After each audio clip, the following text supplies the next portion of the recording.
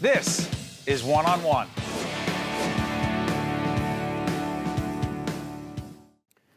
We are honored to be joined by Dr. James Lim, Chief of Transplant Surgery at Hackensack University Medical Center. Good to see you, Doctor. Good to see you, Steve. We've had many conversations offline about this very important subject. You were talking to me, and we've talked about the fact that we work with the Sharing Network Right. on organ transplantation. You said we're a victim of our own success? We are. We've done so well in the field of transplant in a relatively short period of time that more and more people want to get on the transplant list and to get transplanted. The problem is it's a supply and demand issue. The demand is great and the supply is limited, and unfortunately people have to wait longer and longer, and when they wait longer and longer, more people die. What are most people waiting for, Doctor? Most people in the United States right now are waiting for a kidney transplant. So there's approximately 123,000 people on the waiting list right now, the vast majority of which are patients with kidney failure waiting for a kidney transplant. But in our area, the waiting time is around 4 to 5 years, so it's a long wait for them. And those who are saying right now, well, that's terrible, but I couldn't be a donor, you say what to them? I said, you know what, you don't know until you try. I think, like a lot of things, the more passive you are, the less active you are, obviously, in life. And I think, like one of the speakers earlier said, you want to be an active participant in life. One of our guests actually said that. Yes. I'm going to ask you this about saving lives. Because, by the way, get this in terms of numbers. In the United States, we had over 23,000 deceased donors, only 6,000 living donors. Correct. When someone gives their donor their organs, a deceased donor saves how many lives? 8 lives. 8. 8. That's a good ratio. Put that in perspective. Well, I guess the other numbers to throw out, not to be too confusing, every day about 20 people die waiting, just waiting to get transplanted. Because there's not an organ for them. Correct. Right. Every 10 minutes, someone gets on the waiting list. So if you look back the last 10 years, the number of donors and the number of transplants have actually plateaued, haven't really gone up significantly. Unfortunately, the only thing that has gone up significantly has been the number of people going on the list. So there's a bigger and bigger gap. Years and years ago, the waiting time was not as long. And now with each year, as we become much more successful with our patient and graft survival, patients want to go on the list. There are more patients going on the list.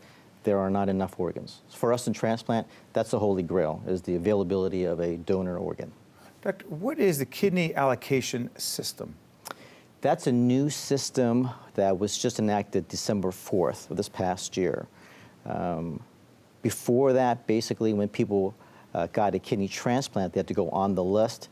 When they got on the list, they started at the very back of the line. Typically, they would have to wait, on average, around 4 years to get a kidney transplant. As of December 4th, 2014, the waiting time includes not just when they get on the list, but if they've been on dialysis prior to that, that period of time, which for some patients may be years, is added to their waiting time. So what that means is, as opposed to getting on the list and waiting for another 4 or 5 years, if a patient's been on dialysis prior to coming in for, let's say, 4 or 5 years, when they get on the list and get activated, instead of starting at the very back of the line, they actually may be able to skip ahead 4 or 5 years. You know, Doctor, I've said this before on the air, so I got the okay from my wife to say this. She has donated her kidney, and I saw her recover from this. But there are those who don't know what the recovery is. They don't know what the process is. Describe it. Right now, we're able to do almost 100% of all the donor nephrectomies where you donate a kidney laparoscopically. Some people call it minimally invasive, but it's much more advantageous for the donor now. Recuperation, depending on what kind of work they do, how strenuous their lifestyle is afterwards, typically they can go back to what they typically do in 2 to 4 weeks, versus in the past it would probably take at least 4 to 6 weeks just to recuperate from the surgery itself when it was an open flank incision. Sure. Right? So the recovery time is shorter. Much shorter. Could you talk about pancreas? Sure. I think of all the solid organ transplants that we do, that may be the one organ that a lot of people don't think that we can do. But you can. You can, absolutely. Probably more people have heard of islet cell transplant for people with diabetes, but for those with diabetes, a solid organ pancreas transplant may be a better option for them. Typically, these patients on insulin, they may have multiple episodes into the emergency room because they're unable to control their sugars well. Not because they don't do that on purpose, but because of the fact that their diabetes affects them so severely. Doctor, what is the biggest difference between receiving an organ from a living donor versus a deceased donor? Results. The patient who gets a, let's say, deceased donor kidney, that kidney is a very good kidney. We would expect a 1-year graft survival, probably around 91%. For someone who gets a living donor kidney, that 1-year graft survival is around 96%. That A minus A may or may not make a difference, but in the long run makes a big difference, such that at 5 years, we know that someone who gets a deceased donor kidney, that graft has around a 70% graft survival, versus with a living donor transplant, it could be closer to 80% graft survival. Before I let you out of here, how rewarding is your work?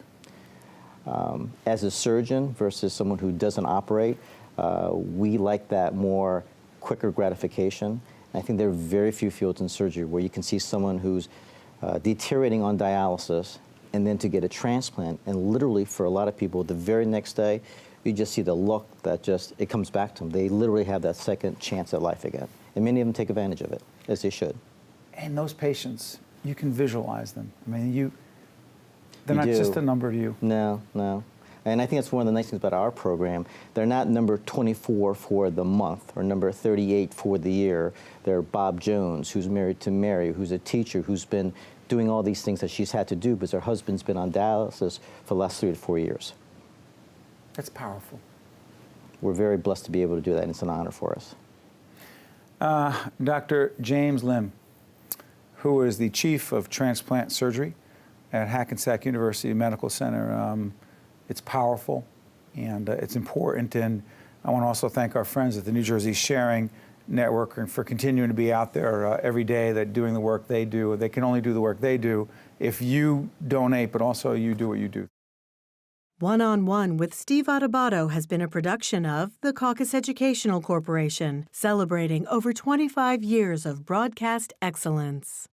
Funding for this edition of One-on-One with Steve Adubato has been provided by Investors Bank, Choose New Jersey, United Airlines, the Northward Center, NJIT, Fedway Associates, and by Community Food Bank of New Jersey. Transportation provided by Airbrook Limousine, serving the metropolitan New York, New Jersey area.